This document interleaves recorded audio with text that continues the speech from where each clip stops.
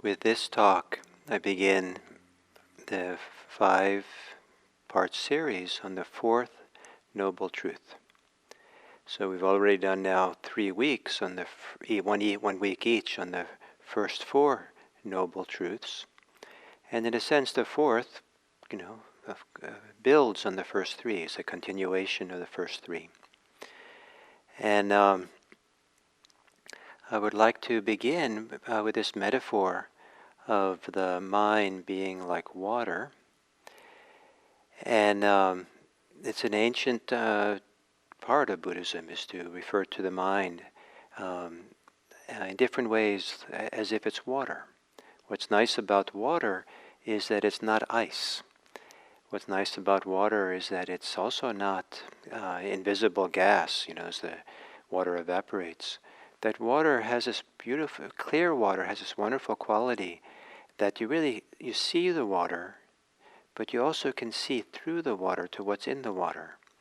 And this way of kind of being in the mind, being part of the mind, and having the ability to see through that clarity of awareness, we know we're aware, and in that clarity see what's there.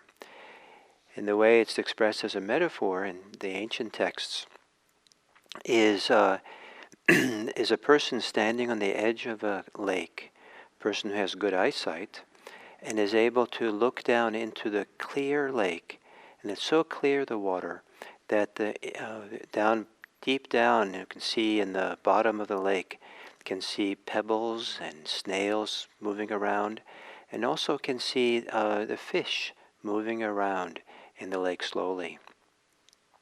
And in the same way, when the mind is clear, it looks deep into the mind, deep into our experience, and it sees the things that are kind of stationary, the pebbles, and sees the things that are moving and coming and going, and it's just all seen in clarity.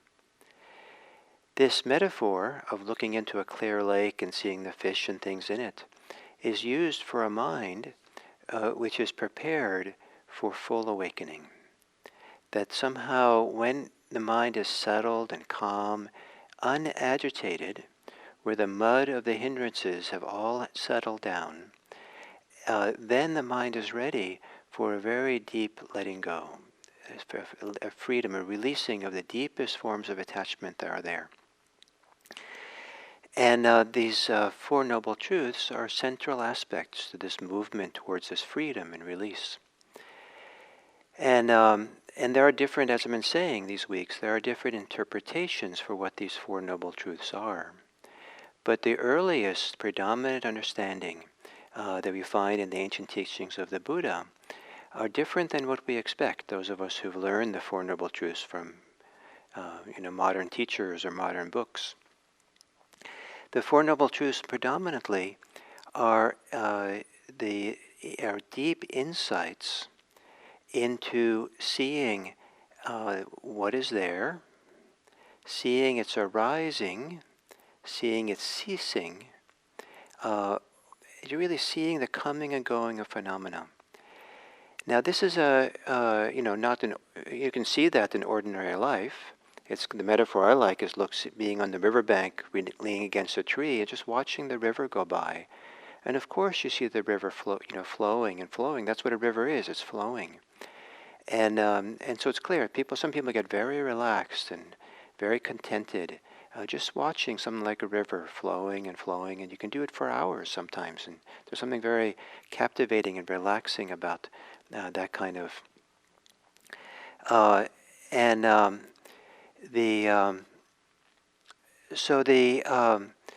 what we're talking about here, at least the early, the Buddha, is deep meditative experience.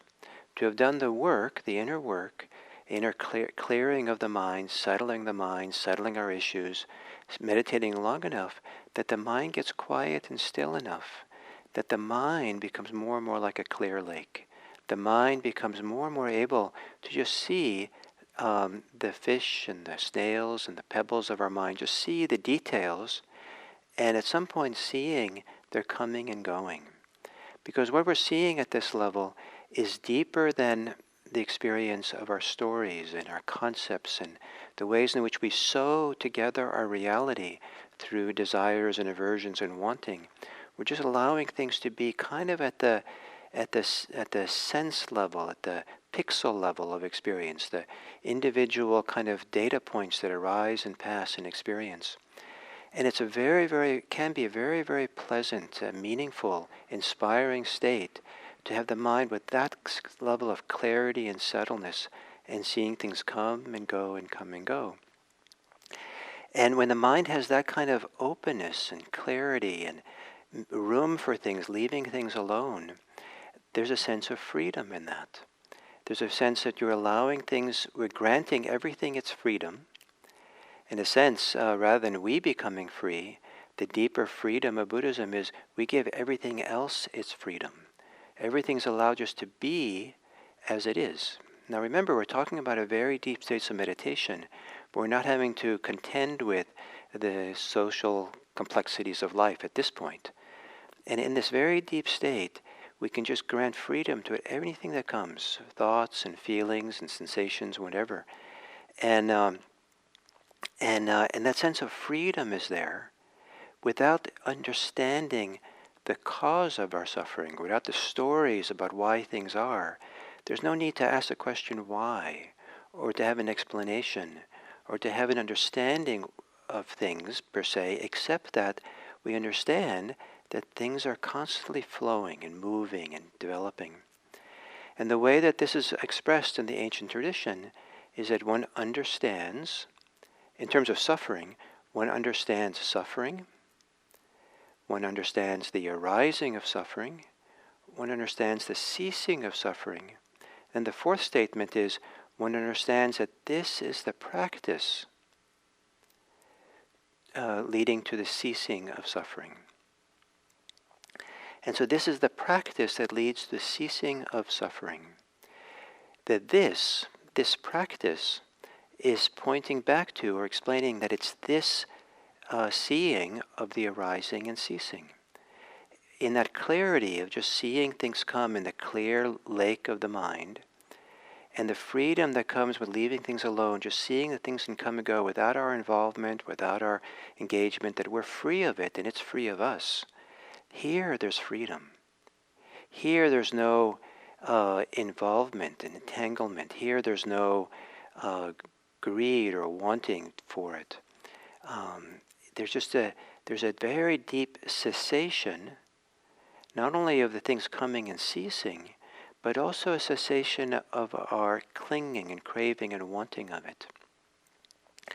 And here is where freedom is found.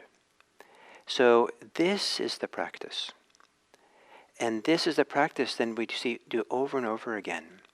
And if we keep coming back to this level of practice and really experience it, be saturated by it, be conditioned by it, be relaxed by it, it keeps opening us and freeing us more and more. The more and more we discover the deeper holdings, the places left over, we're still clinging and attached, begin to dissolve, begin to let go, sometimes dramatically and sometimes slowly. And at some point when this process becomes deep enough, then the letting go happens in a very deep, very thorough way that at that point, these four liberating insights no longer become what we understand, but what we really fully awaken to. So the language in the ancient text goes from understanding to becoming fully awakened to. And when we're fully awakened to these, then the texts refer to them as the noble truth of suffering, the noble truth of the arising of suffering, the noble truth of the ceasing of suffering, cessation of suffering, and the noble truth of the practice leading to the cessation of suffering.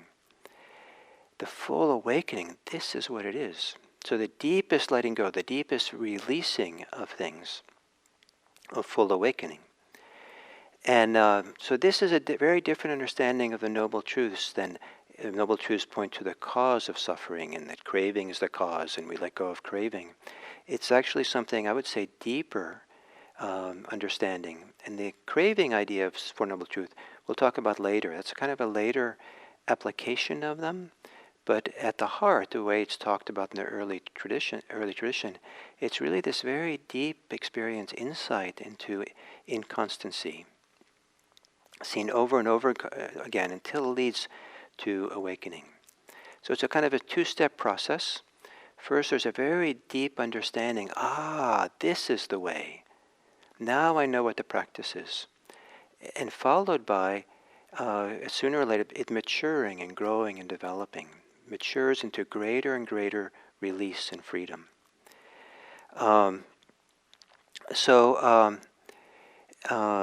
this regard, the word noble that is talked about here doesn't refer to the truths, but it rather refers to the people who have become ennobled, people who become certain kind of dignity or value, or I don't know exactly what to say, how we translate noble. The ancient word is Arya, and it's a little bit unfortunate what happened historically with this word in the 20th century in Europe. But this is an ancient Indian word, originally for a class of people who were considered kind of the nobles, or the certain kind of in some ways the conquerors of parts of India, perhaps. But the Buddha took it on to refer to kind of a certain worthiness or fullness or value of someone who's fully freed and awakened. And rather than technically, the Pali, the ancient language, doesn't really say Four Noble Truths, even though it's how we keep translating it over and over into English. The most likely way that the grammar of the word means, it's the truth of the noble ones. And this is very important because Buddhism is focusing on the transformation of people, not the idea of abstract truths. It's the truth, it's the insight, it's the realization of those who are realized, of the noble ones. So this is the background to go more deeply into this fourth noble truth that we're going to talk about this week. And we'll see tomorrow how this relates to the Eightfold Path. Because traditionally, the fourth noble truth in the subsequent interpretations of the Four Noble Truths that goes down through the centuries and comes to us today, and the most common understanding of the Four Noble Truths, the fourth noble truth is the Eightfold Path. But the Eightfold Path is also, in the early tradition, very different than how it's come to us. And it's more intimately related to awakening itself than has been often presented, where it's often presented as the beginner's path of just to do these and it leads to awakening. But it's actually an expression of awakening itself. It's an expression of this deep cessation, this deep fulfillment of the rising and passing of phenomena, leaving things alone, the mind becoming really clear and peaceful. And in that great clarity, peacefulness, ease of the mind, that is where we find the Eightfold Path. So we'll talk more about this tomorrow. And